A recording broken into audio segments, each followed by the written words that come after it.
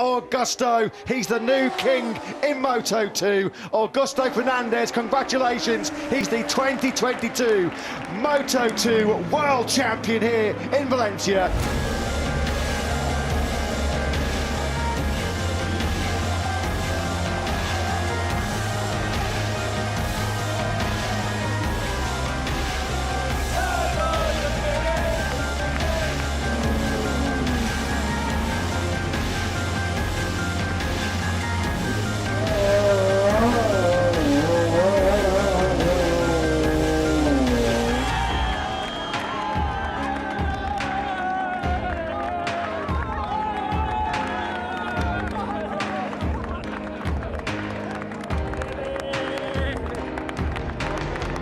The gold helmet, the gold leathers, a golden season for Augusto Fernandez.